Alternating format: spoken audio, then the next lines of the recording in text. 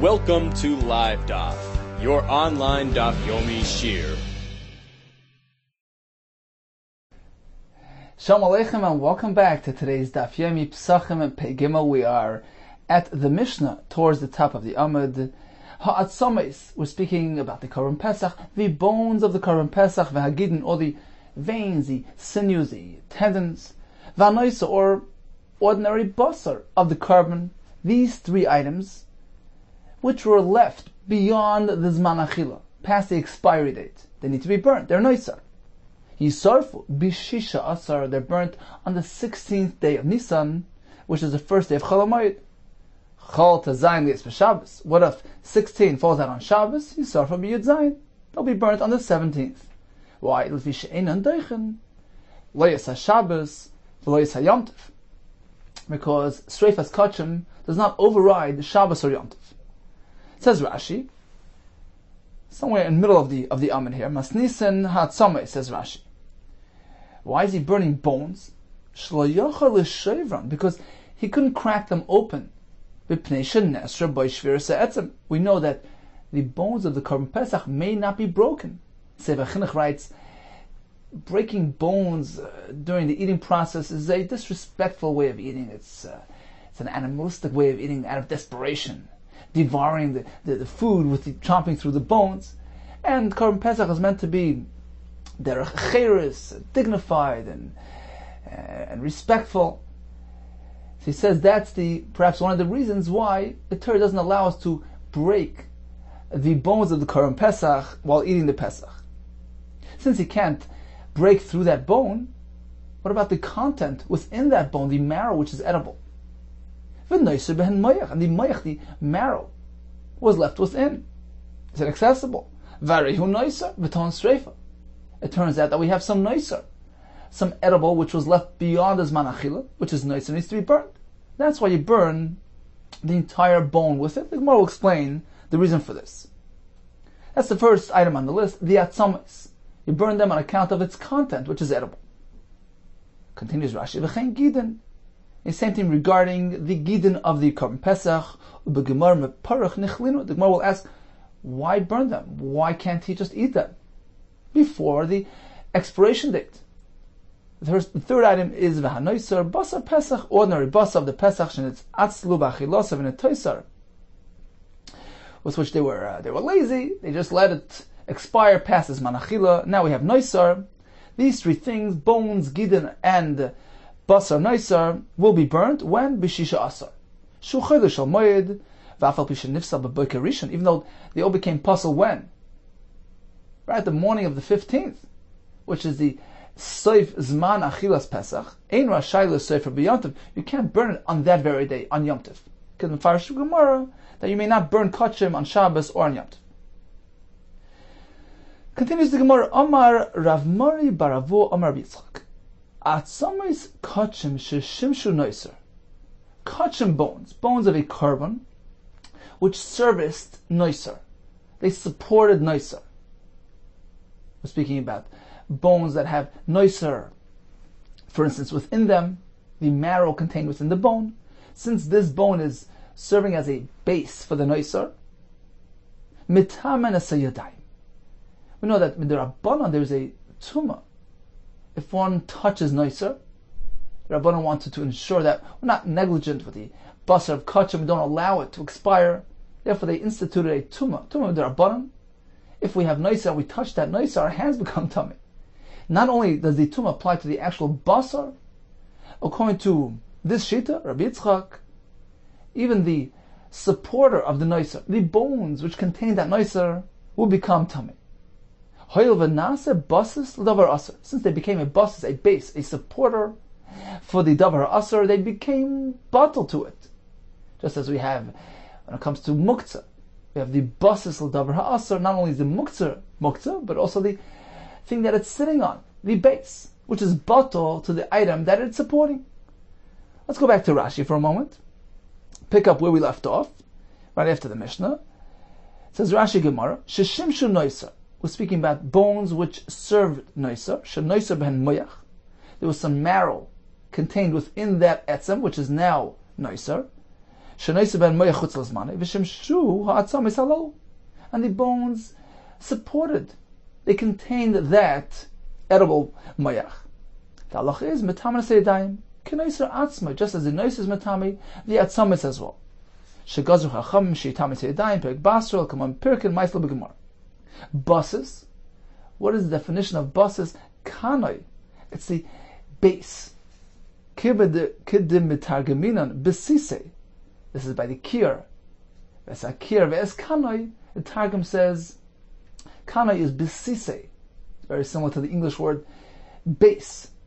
It's a basis. It's a supporter. Makai meishavai, where it sits. So that's the chiddush here. Not only is the noiser tamei min rabbanon, the basis is tamei as well. Let's go back to the Gemara. Name a Messiah. Perhaps we can have a raya to this halach from our Mishnah. These three items are burnt. Let's analyze the first item on the list. What type of bones are we speaking about? Mishnah tells us these bones are slated and designated for sreifa. Why? What type of bones are we speaking about? Are we speaking about bones that don't contain any marrow? There's nothing edible there. Lama b'sreifa. Why would you have to burn them? Nishdino, just get rid of them. Discard them. Why would you have to burn them? Noiser is only for something which was edible. If you have a leftover oichel, something which was roy lachila and leftover, that's called noiser. But something which was inedible, there's no noiser applied to that. You don't have to burn it. Elapshita the isbu mayach. Apparently, these bones contain something edible. You have that mayach in them. Okay. Since it has something edible in there, and that content is nicer, the bones as well are meant to be burnt together with its content. Now, this all works if you subscribe to that chiddush, that something which is being meshamish, serving noiser, is bottled to the content, bottled to the noiser, shimish noiser milsi, serving noiser, it has significance. Amatulahachi ba'isreifa. That explains why the bones, since they're bottled to their content, they are also considered like they're noiser. Amatulahachi ba'isreifa. That's why the Mishnah tells us to burn those bones. They're bottled to the noiser. Eli amas shimish noiser lav milsi. However, if you say that serving noiser has no significance, lamalu sreifa. Why does the Mishnah tell us to burn these bones? Nitberinu. Let's just break them. Rashi explains, after the time expired, after the Zman Achila, this Korban Pesach is now a puzzle, and you may break an etzim in a Korban Pesach which is puzzle. So wait until the Zman Achila has expired, break open those bones, and just extract the content, the edible content. And burn the noiser, the edible content. And take those bones and get rid of them, throw them out. You don't have to burn them, save on your firewood. Apparently, we learn from our Mishnah that shimush noiser has significance.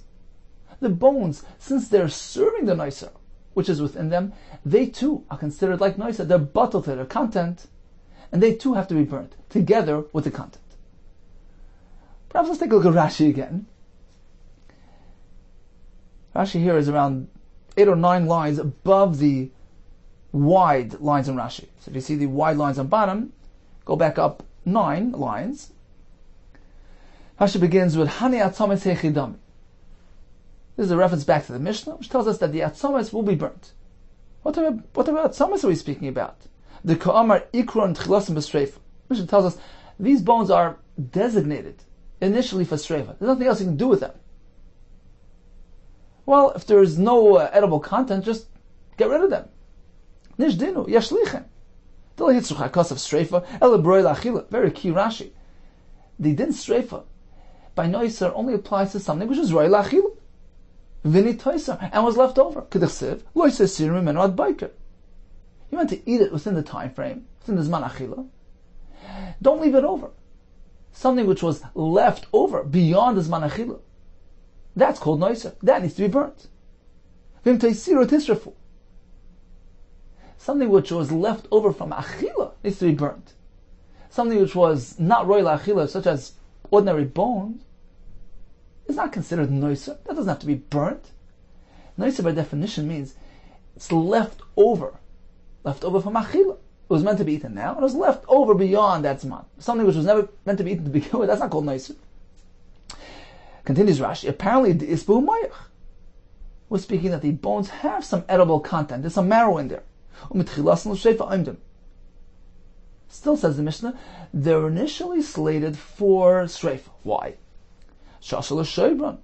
Because you may not crack them open. And that leads them to become nice.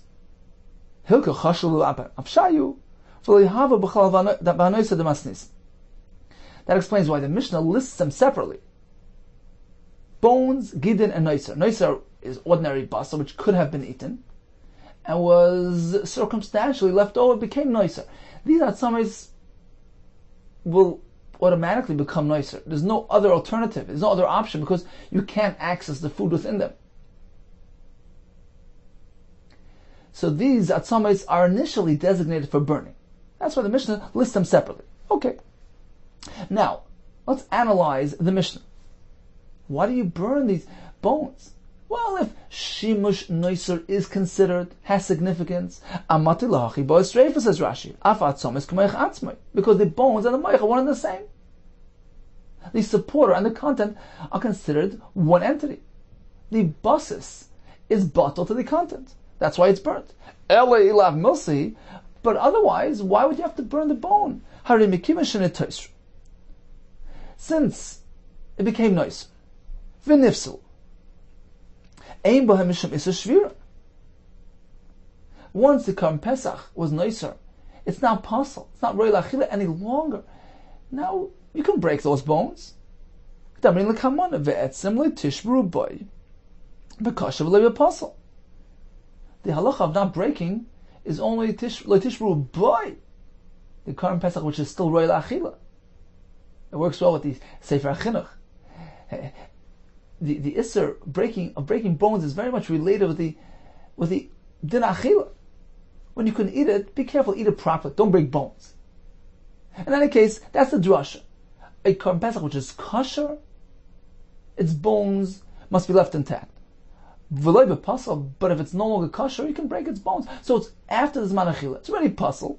Just crack open those bones, and extract the marrow, and burn the moyach, which is the edible portion. Fine, but why do you have to burn the bones as well? Why do you have to spend that extra, the extra expense of the firewood and the exertion to burn the atzames? What's the point? Apparently, something which services noiser, shimush noiser, is bottled to the noiser, and just as you burn the noiser content within the bone, you burn the bone as well. Let's go back to the Gemara. So perhaps this is a raya to the halacha of Rabbi Yitzchak, that the tumah, the chacham applied to the noiser, applies to the bones as well, because shimush noiser milsi, just as we find in the Mishnah. The din streifa applied to the content applies to the atzames as well, because they are being meshamish the content. Says Mar Amri, the Bnei Yeshiva responded, no, not necessarily. Loi, perhaps this isn't right. Lo'ilam eimelacha, shimush noiser lav milsa. No, perhaps shimush noiser has no significance.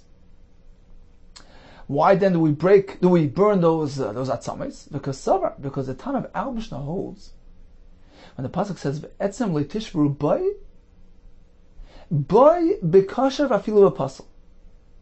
That applies to any type of Karm Pesach, whether it's kosher or apostle. Rashi says the word boy is simply a manner of speech. It's not coming to be a Karm Pesach, which is apostle, which is nicer. Even these bones, after the Zman Achila, when the Karm Pesach is apostle, cannot be cracked open. You can't extract the edible portion. it's inevitable. You have to burn the bone together with the content, because you can't extract the content. Says the Gemara, "Filu b'pasal sakadayta." Can you even suggest that a Korban Pesach which is pasal may not be cracked open? But now we have a Mishnah later on. Aval amoyse b'tor.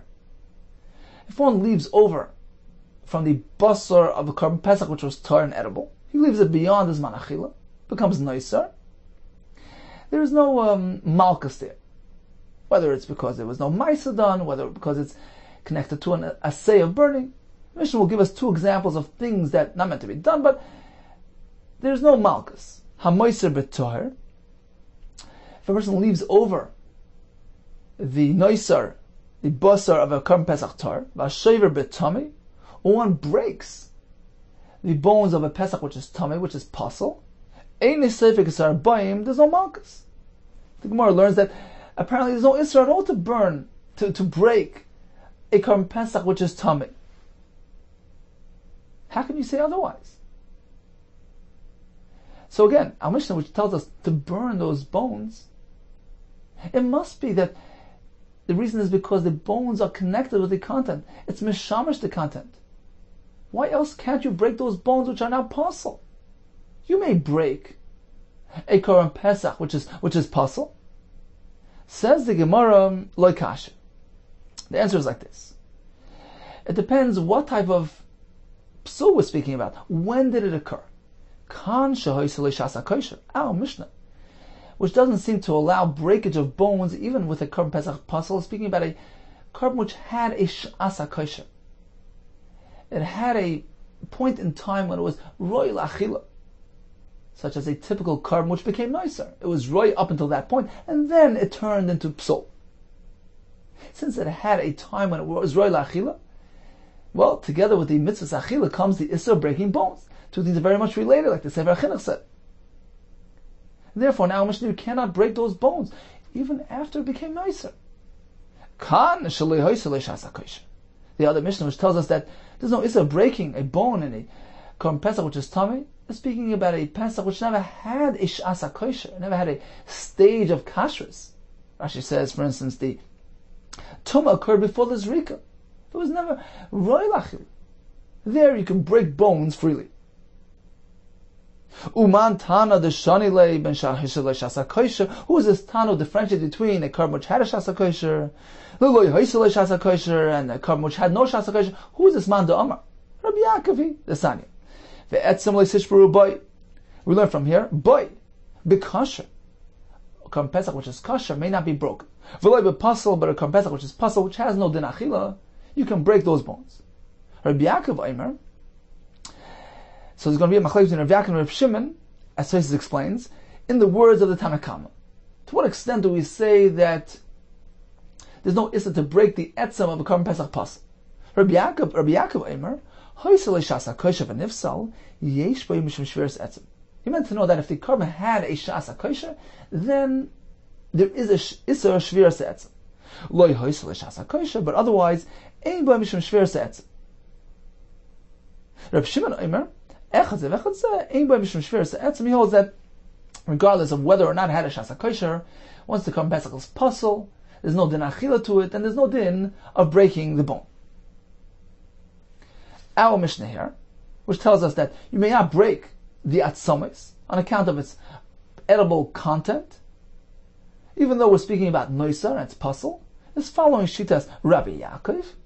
Since there was a shasa kosher, there will be an isser of shviras etzem.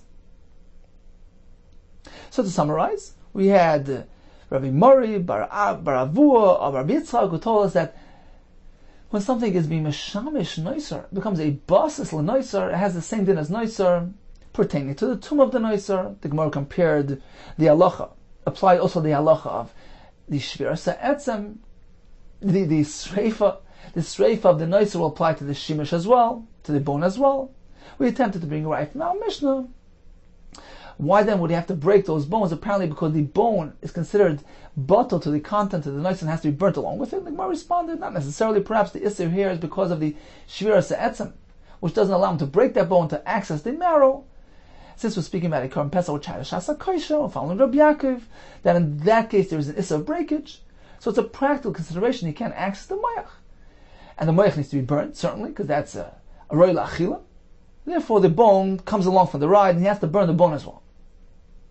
Continues the Gemara Meisvei. Perhaps we can have a kasha on this halacha, that shimush noiser has significance. We can have a kasha from the following brayso. Kol atzomes hakachim, all kachim bones, ein to an asreifa, don't need to be burnt. Chutz me'atzomes hapesach. All karbonos, all bones of karbonos, even when they're nicer, there's no need to burn the bone. Just break the bone open, pull out the edible portion, and burn that. Chutz me'atzomes hapesach.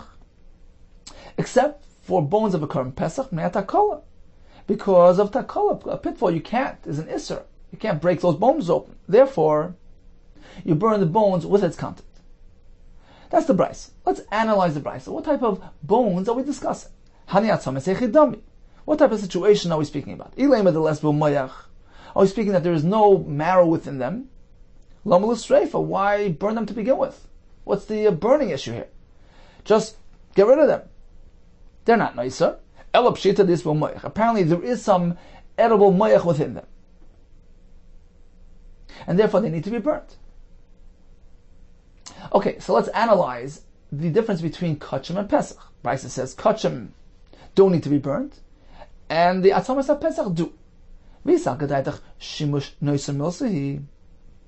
Now, if you maintain that something which serves noiser, such as bones which contain noiser, that has significance, that attaches the bone to the content, it's mevatel the etzem to the moyach, and it needs to be burnt. Atzomes kachim amai intun esreifa. Why do you tell me that the kachim bones don't need to be burnt? Fine, you could break them open and extract the content, which you can't do by korban pesach. So we understand why korban pesach has to be burnt with its bone. But why do we say that the atzomes kachim don't? Because you can extract the content. What happened to basis? What happened to the fact that the bones were serving? At one point, they were serving the noiser within them. Once time expires, the content became noiser, and the atzomes was serving them. And everything needs to be burnt. Amar Rachmar Yitzchak, Hachab Maiskina. He says we're speaking about a very specific situation, where there was no mayach found in the bone. Kigoin shemotzon chalutzin. This fellow discovered bones lying around, bones of karbonos, bones of korban pesach, which were emptied of their edible content. And that's the situation in this brayso. We're speaking about bones which were emptied. Chalusim mean they were emptied of their content.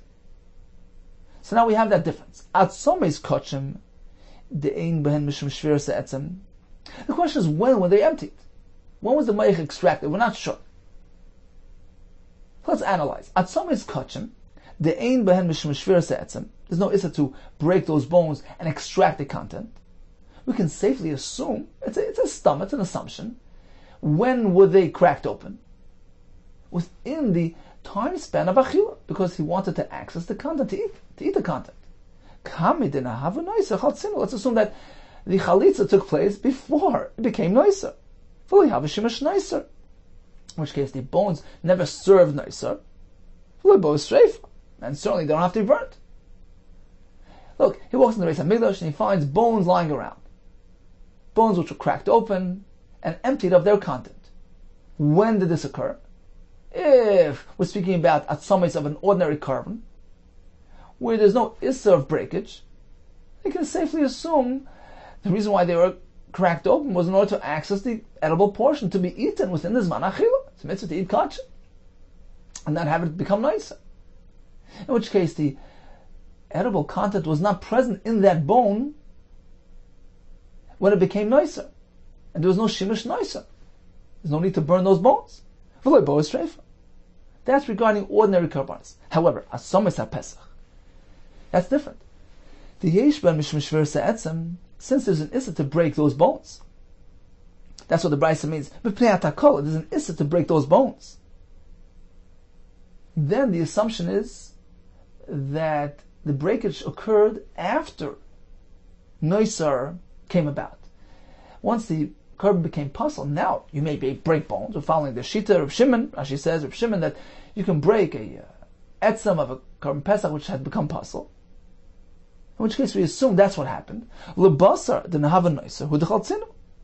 We'll assume that the chalitza took place after it became noiser, post noiser. Since at that point there's no isser or breakage. V'havalu shimish noiser. In which case the bones were serving the noiser, at least for a short time. Ubo streifa. And they too have to be burnt. So again, we had a brisa, which told us that bones of kachim don't need to be burnt. Bones of the carbon pesach do need to be burnt. Tomorrow kasha. Well, if we're speaking that the bones have some moyach, some edible portion within them, which became nicer, the bones too have to be burnt. Shimush nicer milsei. Why does the brisa say that atzamas kachim don't need to be burnt? It says Nachman Yitzchak was speaking that he never discovered any edible portion in the etzem. They were emptied of their content. By atzamas kachim, we assume this procedure took place prior to the nicer deadline, in which case the bones never served nicer and don't need to be burnt. Whereas when it comes to the carbon pesach, since breakage is not allowed during this manachil, when it's still kosher, we assume that the breakage took place after it already became nicer. Now it's too late. The atzamas had already served that nicer content, and they too need to be burnt. Rav Zid Amar has a slightly different approach. Again, let's assume Shimush Nicer is milsa, has significance. If the bones would have served its edible content, which is nicer, the bones as well need to be burnt. But this brisa is speaking about a case which is similar to Rav Nachman. It's slightly different. Siburin. He finds piles of bones. As Rashi says, he checked the upper layer and finds those bones to have been emptied of their content. Some of them were emptied. Rashi says it was the upper ones. But he didn't bother checking the rest of the pile, and he's not sure what's going on in there. How does he proceed? Should he assume that there's edible content within the bones beneath, or can he just safely assume, just as the top layer has been emptied, the other ones are emptied as well? That depends. Atzames kachim. The brisa makes that distinction between kachim bones and pesach bones. Why? Atzames kachim the ein behem mishmishvirasa etzem. An ordinary carbon, where there's no isser of breaking its bones. Lekulu havachatzlu va'achalu. Let's safely assume that he would have broke them, emptied them of their content, and eaten the content. There's a mitzvah to eat kachim. Why wouldn't he have done that? And therefore there's no need to burn the bones in this pile. Let's assume they've been emptied of their edible content, because by kachim there's no isser of breakage. So you can safely assume there's nothing in there that needs to be burnt. However, at Tzomas at Pesach, the yesh ben mishmishviras ha'etzem, when it comes to Pesach, where there's an isser of breaking, then we have to be concerned perhaps the bones beneath the upper layer are filled with moyach. Dilma hani dechaltzinu. Perhaps it's the upper ones which were empty. Fine, he sees that clearly. But the lower ones were not emptied of their content. They need to be burnt. Let's take a look at Rashi. Shemotzan tzibur. He found piles. Ubadek al yoinim motzan chalusin. Checks the upper ones, finds them to be emptied of their content. Atzomis kachim loy boilu mivda tachtoinim. If these are bones belonging to other kabbanis, don't need to check the lower ones. Aval atzomis pesach boilu mivda kulu.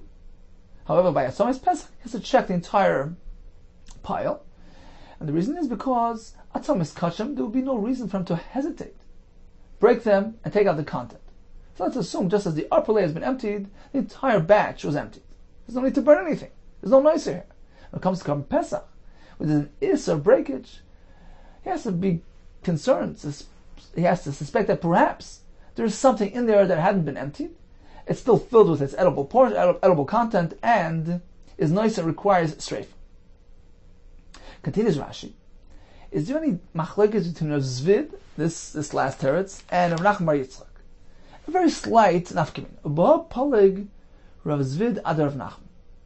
Rav Zvid has one point of contention, one machlokes with Rav Nachman, the previous teretz. Rav Nachman was the one who said that, was speaking that he discovered bones which were emptied of their content. He's just unsure as to when that happened. Therefore, says Rav Nachman, by Kachim, you can safely assume it took place during the Zman Achila prior to the Noiser arrival. Why? Because no Issa breaking the bones of the Karbanis. Let's assume he accessed the edible part and ate it, and we have no Noiser which was present in the Zatzomis. Therefore, they don't need to be burnt. When it comes to Karban Pesach, we're concerned that perhaps he didn't break these bones until the Zman Achila was over. Now it became a Karban Pesach puzzle, which allows breakage, and then he did the breakage, in which case the Atzamis was serving the Noiser at one point, and they need to be burnt. So according to Rav Nachman Bar Yitzchak, when we're unsure, when there's a suffix as to when the breakage took place by a Karban Pesach, we have to go to Chumrah and assume that it took place recently, after Noiser had already arrived. Whereas Rav Zvid disagrees with that. He's not so machmer. Let's see Rashi. Ubahol palig Rav Zvid ad Rav Nachman. Rav Zvid holds the matzah and chalutzin. Suppose he found them to have been emptied. Unlike this case, where he found piles and just the upper ones were checked and found to be empty, but the lower ones were unknown, status unknown. Therefore, Rav Zvid said, well, it depends. By Kachim, you can hope for the best. By Pesach, you have to be concerned. What about a case where he actually sees that they've been emptied, such as Rav Nachman's case? Rav Zvid would hold, in that case, it's mutter. There's no reason to have any concern here. The matzah and chalutzin leichamish shimush noiser kulihai. Latzricha streifa misafik. This concept of shimush noiser, which is the rabbanon, it's not so chamer to require a streifa on account of a suffix. V'loima basar isurayu chaltzinu, which you have to speculate that perhaps the chalitza, the extraction, took place after it already became asar. He doesn't agree with that chumrah. So again, Rav Nachman Yitzchak tells us he finds the bones extracted, emptied. When it comes to Karban Pesach, you have to be concerned that perhaps this extraction took place at a later date, at a later time, after it already became noisa, in which case the Atzamis was serving noisa, and you have to burn them. According to Rav Zvid, we're not so machmer. It's only in a case of uncertainty when we don't know. We have a pile, we don't know what's going on there. Then we have to speculate. Perhaps they're filled with content. They're currently filled with content of noisa and need to be burned. But if he sees clearly there's nothing in these bones, then don't worry about it. You don't have to be choishish that the content was still there when it became nicer and it was only emptied recently. Let's assume the extraction took place before it became nicer. Now, the obvious kasha here is, how can you say that? There's an issue to break the bone before it becomes nicer. It's a Pesach kasha. Why would there Zvid be mekel? Say, well, let's hope for the best. It took place before it became nicer. It would be an issa to do that. Isn't Rav Nachman Bar Yitzchak's approach correct? Isn't it more plausible that we should assume that the breakage took place after it became nicer, after it became puzzle, in which case it's mutter to do so? Says the Malay Haroim, what Rashi means is as follows. Rav Zvid holds that if he sees empty bones, he can assume the breakage occurred, you know when? On the day of Erev Pesach. Before Pesach even arrived, at which time there's no issa of breaking a bone. Or he says, if there's no kazais of basar on that bone, the issa of shviras etzem only applies when there's achila potential. Right? The Sefer Chinuch connects the two things. Right? He's meant to eat in a manner of not chomping, not breaking that bone. So if there's no shir kazais on that etzem, there's no issa of shviras etzem. That's what Rashi meant.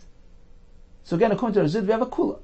If he sees empty bones, of course there's no reason for concern. Even by Karban Pesach, he can safely assume that the content was extracted prior to the arrival of Issanais.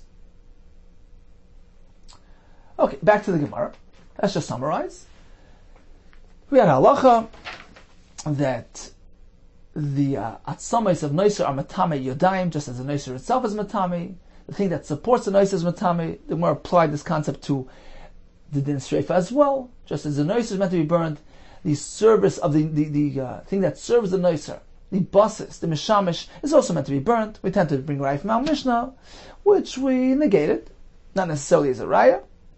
Then we had a kasha from this brisa, which differentiated between atzomes kachim, which don't need to be burnt, and the atzomes pesach, which do need to be burnt. And evidently we're speaking that there's some edible content within them. And the kasha was, why don't you have to burn the atzomes kachim? It would seem this is a kasha on that concept. Something which serves nicer should go along with the nicer.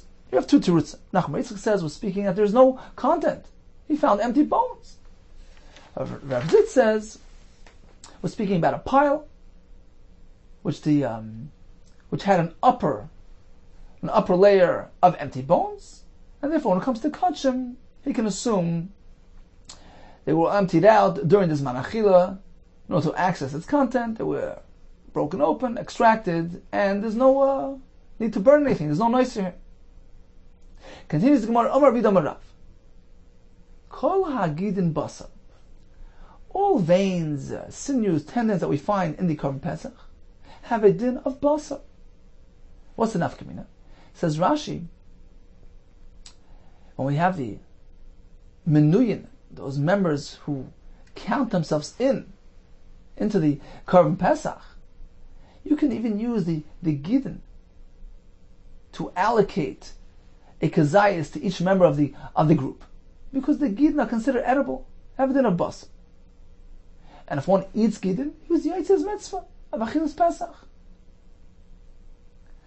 So this applies to all gidin except chutz megidei tzavar, except for this hard, tough gid that we find in the neck area. Rashi says this is the alal, some type of hard, tough gid, and that doesn't have a din of basar. Rashi says it's eitz ba'alma. It's considered inedible. Says the Gemara, let's take a look at our Mishnah. Ha'atzomis v'hagidim v'anoisar yisarfa b'tazayim. Mishnah gives us a list of 3 items: bones, gidin, and noisar. Noisar is ordinary basar, which was left beyond this manachila. These things are burnt. Let's analyze. Hani gidin hechidam. What type of gidin are we speaking about? Which seem to be designated initially for streifa. Streifa is unavoidable. It's slated for streifa. What type of gidin are we speaking about? Ilay magidei basar, speaking of ordinary veins, which have a din of basar, the edible. Nichlinu, just eat them. Vidi toisar, were they left beyond this manachila? Fine, haina noiser. That's already included in the next item in the Mishnah. Noiser. Anything edible left beyond this manachila is noiser. The Mishnah seems to be listing 3 different things here: atzomes, gidin, and noiser. If these gidin are just ordinary gidin, edible gidin, then they're included in noiser. They're like basar. Why does the Mishnah set them apart, indicating that these gidin are inevitably going to be burnt? If they're edible, then it's not inevitable. Eat them if you could. If they're left over, fine. They're like regular basar. Why set them apart? Put them into their own category. Elapshita gidei tzavar. Apparently, we're referring to specific types of gidin, the gidei tzavar, which were tough and hard to eat. Now, why do you have to burn them? If you consider them like basar, and if one eats them, he's yotzei. That explains the halach. That's why if they're left beyond this manachila, they need to be burnt. They were left over from the achila. But if they're not considered basar, such as the way you're proposing it, why would you have to burn them at all? We learned Rashi earlier that noiser, which requires sreifa, is specific to something which was left over from the achila. But according to you, gidei tzavar are not regarded as basar, as roy la'achila. Why burn them? Again, if gidei tzavar are considered somewhat edible, have a din of basar, that explains why the Mishnah tells you to burn it, because even though your typical person doesn't eat these things, the Mishnah is being mechadish to us, yeah, it's still considered basar, and if it's left beyond this month, you have to burn it. That's why it gets its own classification in the Mishnah. It's itemized. It's listed separately. It's a chiddush. But if gidei tzavar are not considered basar at all, they're not roy lachila, why would you have to burn it after the zman? It's an edible. An edible doesn't need sreifa. Says the Gemara, Amar of Chizd, lo nitzrucha el gid hanash. Apparently, we're speaking about regular, ordinary gidim. Gidim which are basa, which are roy lachila. We're not speaking about the gidei tzavar, which are really not roy lachila. We're speaking about typical, standard gidim, which are perfectly edible. Why then does the Mishnah say gidim are meant to be burnt? Let's wait and see. If they're eaten, fine. If they're not, then they're like nicer. We're speaking about the gid hanasha, which is asur b'achila. V'ali b'Rabbi Yehuda, following Rabbi Yehuda, who says like this, in contrast with the Tanakama, who holds that gid hanasha applies to both sides of the animal. The gid contained in the right thigh and the left thigh. Rabbi Yehuda disagrees. The Sanya Rabbi Yehuda Eimer, eina noyeg ela ba'achas. The Isser is only applied to one. Which one? Vadas machras. The Deya dictates, it's logical that it's Shal Yamin. It's the right one. Meaning that we don't know conclusively which one it is. It's mistaver that it's the right one. So if we have both gid hanashas, the right and the left, one of them is asur min haTorah and one is mutar. We just don't know which one. Therefore, says the Mishnah, the gid hanasha of an animal must be burnt. If you know with certainty that this is the one that's asur b'achilu min haTorah, of course you don't have to burn it because it's considered inedible. But since we have two and we don't know which one is the one that's asur, so technically one of them is really roy la'achila, just don't know which one. So on the one hand you can't eat it, but at the same time it has a din of noiser. If it's past as manachil, it needs to be burnt. Says the Gemara, okay, ve'ela tivshit. If that's the case, let's conclude from our Mishnah regarding a discussion we had on Rabbi Yehuda's Shita. This is discussed in the Gemara Chulin. When Rabbi Yehuda says, hadas machras shal yamin, what did he mean? Das Torah? This is what the Torah meant? It was a conclusion? Yeah, it's the right one? Or was he uncertain? It was simply stating his opinion. It seems that it's more probable that the right one is the one that's us. It seems very clear from our Mishnah, according to this shot in our Mishnah, that it's a suffix. Right? Since you don't know which is the one that's us, you must refrain from both. But there's one in there that's really mutar. Min haTorah. You can't eat it out of uncertainty, but it's considered technically edible, and therefore if it's left beyond this man, it's nice and has to be burnt. Velativshit, let's conclude from our Mishnah, this spuki mesapkele, that there's a suffix, l'Rabbi Yehuda. Which one is the real gid hanasha? Because if it was clear to him that it's the right one, which is asur, not the left, then how do you explain our Mishnah? Why would you initially burn a gid? If it's the one that's asur, the right one, then it's not edible. You don't have to burn it. It's not nicer. If it's the left one, which is mutter, then go ahead and eat it. The left one, which is mutter, eat it. Udi isura nishtayin, the one that's asur, the right one, should be tossed away. Why would you even burn it? Amar, and really it's a shayla, it's a discussion in the Gemara Chulin. It seems difficult that we can have a conclusion from our Mishnah, whereas in the Gemara Chulin there's no mention of our Mishnah. It's a shayla, what Rida meant. And according to this shot, it's pretty clear from our Mishnah what he meant. Amar Ika Brachanina. He says like this. You know what? Maybe it's clear to Rabbi Yehuda. When he says Hadas Machras Shal Yamin, he meant conclusively. The right one is the one that's us. The left one is Mutter. So how do you explain our Mishnah? Amar Ika Brachanina Kagon Shehukru Ubaysefnis Arvel. We're speaking about a case where they were identified. This is the right, this one's the left, and then they got mixed up. Now you have a mixture of two gidim, which are very similar in appearance. You don't know which one's what. And you can't eat it misafik. And therefore the Mishnah says, you need to burn them both. So again, perhaps Rabbi Yehuda is very clear on this. the right one is asur, the left one is mutter. Therefore, technically, the right one could be just tossed away. And the left one, you go and eat it. But since they got mixed up, both are now off limits. And since there's one in there that's really mutter, if it's left beyond the zman achil, it needs to be burnt. That's what the Mishnah meant with the word gidin. Gidin have to be burnt. Another pshat, Rav Ashi Omar, le'nitzrucha l'shamnoi de gid anashim. When the Mishnah says the gid is meant to be burnt, we're not speaking about the gid itself, which is asur and not re'el achila, and is not considered nicer. Rather, we're speaking about the shuman, the fat around the gid, which min Torah is mutar b'achila, but midrabanan is not. Therefore, technically, since it's re'el achila, Torah is considered nicer if it's left beyond the time span of achila. But you can't eat it. Midrabanan you can't eat it. Therefore, a streifa is required. The sanya shamni mutar, the shuman of the gid anash is mutar. Yisrael kedoshim heim v'noyagin by iser, and since the minig is not to eat it, you have to leave it over, and then you burn it.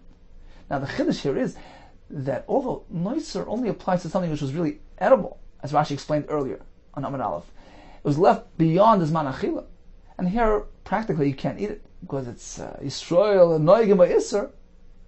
That's still called noiser, and you have to burn it. That's the second shot. Ravina Amar. Here's another shot now. Mishnah. What does the Mishnah mean? Gidin are meant to be burnt. Bechitzen, the outer gid. Ukud Ravida Mashmo, the Amar Ravida Mashmo. Beis Gidin. We have two gid hanoshes, two gidin in that area. Pnimi asamach la'etzem asur. The inner one, which is closer to the bone, is asur min haTorah v'chayav alav, and one gets malchus for eating it. Chitzen, but the outer one asamach labasa, which is closer to the surface of the basar, asur. It's asur min rabbanim and chayav alav, but there's no chiyav, there's no malchus as a result, and that's what the Mishnah meant. The gidin are meant to be burnt, meaning the outer gid, which are really mutar min haTorah, considered edible. Therefore, if it's left beyond the zman achila, it's considered nicer. Although he can't eat it midrabanan, min haTorah is called nicer, and therefore it is slated and designated for streif. So, in summary, Rabbi Yehuda Marav tells us your typical gid is considered basar, it's considered edible, except for the gid savar, which are inedible. How do we understand our Mishnah, which tells us that gidin are meant to be burnt? Well, if it's edible, then eat it. If it's inedible, then why burn it? It's like a bone, like a rock. It doesn't need to be burnt. We have three terutzim. Either we're speaking that you have a mix-up between the gid hanasha, which was mutar, gid hanasha, which is asur, and somebody in there is mutar. You can't eat it on account of suffix. But there's one in there that's mutar, therefore it becomes nicer and streifa is required. And we're speaking about a gid which is ro'el achila, and therefore streifa is required. The second teretz we're speaking about the shuman, the fat of the gid hanasha, which again is mutar min haTorah, but it's asur min d'rabbanan. Therefore, it's inevitable that's going to be burnt because min haTorah is considered nicer and requires streifa. Third pshat is we're speaking about the outer gid, which again is mutar min haTorah. And if it's left beyond the zman achil, it's considered nicer. But since he can't eat it, the rabbanan, streifa will be applied. Continues the Gemara Chalta Zayin. The Mishnah tells us that you can only burn on Chol HaMoed. You can't burn on Shabbos or on Yom Tov. Why can't he burn nicer on Yom Tov? We know that an essay has the power to override a lois essay. Nesi essay, the essay of Ba'ish Tisreifu, which is said by Noiser, should come and push away the lois essay of doing malacha on Yom Tov. Amar Chizkiya, v'chein tani devei Chizkiya, Amakra, lo yisiru menu ad boiker. Don't leave over kachim until morning. V'anoiser menu ad boiker. The noiser which is left until morning, ba'esh tisreif. That's the pasuk. We find the repetition in this pasuk. Shein tamalema ad boiker. Why repeat the words ad boiker? What's it coming to teach us? Ad boiker. What's that coming to teach us? Litem le boiker shein. Let's refasit that you meant to wait until the second morning. Don't do the streifa on the first morning, which is Yom Tov. Wait until tomorrow morning, which is Chol HaMoed. So it's a special pasuk to tell us when to do the streifa on Yom Tov rather than on Chol HaMoed rather than Yom Tov. Abaye Omar, he has another pshat. Omar Kro, Oila Shabbos v'Shabbat. The oila of Shabbos is meant to be brought on Shabbos. We learn from here, V'loi oila schol b'Shabbos. You can't bring a weekday oila For instance, if you brought an oila on Friday, you have some remnants, the chalavim, which were left over, now it's Shabbos, you can't bring it on Shabbos. V'lo oila schol b'Shabbos. V'lo oila schol b'Yom. Now, since you can't be makriv, the remnants of a korban which was kosher, since it was brought on a weekday, certainly you're not meant to burn the puzzle portion of a weekday korban on Shabbos or Yom Tov. How does this apply to the korban Pesach? Explains Rashi. Pesach as well is considered a weekday korban because the hakrava took place when? On Erev Yom Tov. Therefore, you can't go ahead and tend to that korban, burn its nicer on Yom Tov. Rava Amar, he has another source. Amakra, hu levada yasalachem. The pasuk here is telling us you can do eichal nefesh through preparation on Yom Tov. Hu levada are two miyuts, two exceptions. We learn from hu v'lei machshirav. You can't do the preparatory acts. You can't do the hachonis, which could have been done before Yom Tov. You can't do that on Yom Tov. Levada, from that word we learn v'lei mila shlei bizmana. One cannot perform a out of time, a mila beyond the 8th day on Yom Tov. Why would I think otherwise? Because theoretically, you could have applied the kavachayma to teach you that a mila shlei bizmana can be done on Yom Tov. The pasuk here comes to exclude that. Let's see Rashi. V'lo mila shlei bizmana on top of the yamid. Dilei memayit krof, not for the miyut. I would use a kavachayma to allow you to do a mila shlei bizmana on Yom Tov. Why? Since we find that a kohen that has tzaras, is a matzora, that overrides avoida, he can't do avoida. V'avoida derechas Shabbos, and we find also that avoida pushes away Shabbos. You can do malacha for the sake of avoida on Shabbos. So since we find that tzaras, despite the fact that it's so chashav, it's stronger than avoida, which is stronger than Shabbos. Still, mila afshalei bizmana doichaisa. The mitzvah's mila, even if it's beyond the 8th day, it overrides tzaras. Afilu b'makam baharis, yoketz bahartai. If the mila is interfering with tzaras, if in the makam mila there's a tzaras, he can go ahead and cut it off. We see mila is superior to tzaras. So mila is superior to tzaras, which is stronger than avodah, which is stronger than Shabbos. Knowing that, let's proceed. Shabbos shenitches ne'avodah. Certainly Shabbos, which is overridden by avodah, you do malacha for avodah on Shabbos. Ein adin shtei mila doichas. Certainly mila, which is stronger than everybody, can override Shabbos. So that will be the havamin. You can do a mila even shlei bizmana on Shabbos and Yom Tov. V'asa kro miyatan. The pasuk comes to exclude it. The kivan is shlei bizmana, since it's beyond the 8th day. Kigon shegeshin is gayer. A ger who needs a mila, but he's not on his 8th day. V'katan shenenes aviv avarzman, or an infant whose father couldn't get around to it and it's beyond the 8th day. Nishuya l'macha, meant to leave it till tomorrow. V'gabes shreifas p'sul kachim. Nami. Same thing regarding burning the p'sul kachim. Kimul shlo bizmana. It says though it's a mila shlo bizmana. Why? Because you have an alternative. It's not time sensitive. The efshel l'shuv dami, you can leave it until tomorrow, and therefore it's not considered time sensitive. We learn from here that streifas kachim cannot take place on Yom Tov. Finally, says the Gemara, Rav Ashi Amar, another source for this halacha, Shabbos and the Yom Tov asehu. What was the kasha? Why can't the mitzvah aseh of burning kachim override the lois aseh of doing malach on Yom Tov? The answer is Shabbosin, which is said by Yom Tov, is a mitzvah aseh. Shvois, rest, refrain from malacha. Now that Yom Tov has both, has a mitzvah aseh to refrain and a lois aseh not to do, an essay of burning kachim can override both things, essay and a lois essay. You can only override a lois essay. Ve'ein essay, the essay of burning kachim cannot come along and be doiche, override the lois essay va'asay that are contained within Yom Tov. Therefore, you can't burn nois on Yom Tov. Let's make a quick chazar of today's daf. We went about the concept of something which is being mishamish noiser, has the same halacha, has the same tumah, the same streifa. Rabbi Yehuda tells us edible gidim are considered basar. Now the Mishnah, which tells us atzomes, gidim, and noiser are meant to be burnt. Now when are they meant to be burnt? Of course on Chol HaMoed, as we just learned, we can't burn on Yom Tov. What does the Mishnah mean? Atzomes, we have two pshatim. Either we're speaking about bones which contain a noiser. and since they're serving it, they have to be burnt alongside the nicer. Or according to the other pshat, he couldn't access the content because he can't break those bones. Even a Pesach puzzle can't be broken according to the Shita because it had a shasa kosher, as it was at one time edible. Therefore, circumstantially, since he can't access the edible content, he has to burn the bone together with it. V'hagidin, what's that referring to? That's three pshat. Either we're speaking about the giranasha of heter, they got mixed in with the giranasha which was asr. Since there's one in there that's mutter, if it's left beyond his manachila, it becomes nicer. And therefore, it has to be burnt. Or we're speaking about the shuman, the fat of the giranasha, which is mutter min haTorah, but also min derabbanan, he can't eat it. But since min haTorah it's edible, it becomes nicer, it needs to be burnt. Or we're speaking about the giranasha hachitzin, which again is mutter min haTorah, also min derabbanan, therefore has a din of nicer. Be well and hatzlacha.